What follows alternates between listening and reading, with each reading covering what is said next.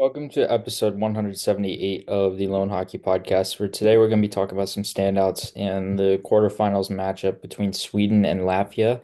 And Sweden, to no surprise, they ended up advancing. And I felt like throughout this game, though, Latvia put up a really good fight. There was a called off goal midway through, I believe it was the second period, around 10 minutes to go, where David Edström ended up going offside for Sweden, and Sandin Pellikka was at the line trying to get in the zone, and they called that goal back. So it ended up turning this game closer than it actually could have been, and it made this really intriguing. And obviously, with Latvia, they had two goals from one of their main guys who's been a factor for them all tournament in Eric Matejko, who plays in St. John in the QMJHL and also is drafted by Washington, has been playing really well for them throughout the tournament and has just been playing very consistently inside their top six and playing more of a scoring role and an immediate scoring role. So he's been heavily relied upon and he was really good throughout this tournament. Like I said, even though Latvia was knocked out, they had some really good games throughout this tournament. I was actually really impressed with some of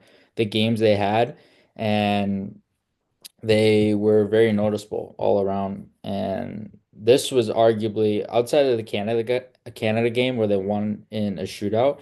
I would say this is their second best game because they competed. They were in the game for a while. They managed to stay with Sweden. Sweden's a hard team to stay with because they have a lot of skill up front. They have a lot of scoring up front. They're similar to Canada and their rush speed and how they create off the rush, and they're very dangerous off the rush, and they're very dangerous with how they activate their D. They have both D active. They're not afraid to incorporate both D into the rush. So with this game, it obviously was a slimmer game for Sweden to get through, and it was kind of a nail biter for them to get past, but they still played really well. I noticed guys like, again, David Edstrom was really good as a playmaking power center with big range. He's got a lot of toolkits, and he's got a lot of ability in his puck handling to be able to get around pressure and hold on to pucks.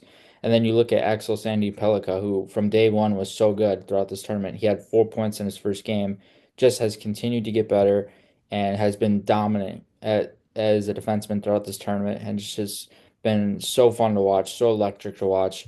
And he's been a guy who can incorporate transitional ability, offensive ability, defensive ability. He's having a hell of a year in the SHL as well. So you add all those layers to his game, and of course he's gonna translate a lot better playing junior. So he's been unbelievable. He's been so exciting to watch, and he's gotten so much better even in relative to last year's tournament. I would say this year has just been unbelievable. He looks like by far their number one defenseman. It's not even close on their decor. And he's just been so good in so many different ways. And then one of the guys I actually really liked as well is Victor Eklund. And Victor Eklund's really intriguing because he brings that speed off the rush. He brings that speed differential to be able to beat defenders and beat guys one on one.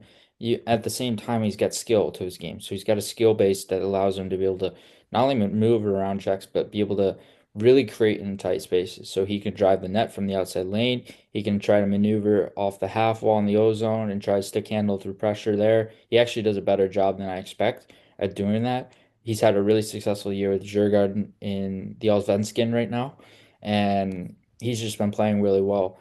And it's a different situation, like I mentioned before, where his brother William was drafted out of the SHL, I believe, in his draft here. Whereas now, Djurgården, them being relegated back to the Allsvenskan, it's a little bit of a different situation for Victor. But he still played really well in that league, and he's still been very productive in that league. And he's been playing very consistent hockey when it comes to his offensive ability and how he's able to create in offensive situations as well. And so he was really good. He was really noticeable. And Sweden's goalie was also really good as well. I don't remember his name, but the interesting thing too about this game was how the shots were so lopsided throughout two periods. I remember Latvia had three shots midway through two periods, and I believe Sweden had almost 30 or somewhere around there. It was around 20 to 30. So it was pretty crazy that that was able to happen. It was just very, very crazy game, and obviously Latvia, they ended up coming close in this one, but even though they're going home, they should be going home a little bit happier knowing that they played well. They had a really good tournament and they played their hearts out for many of these games as well.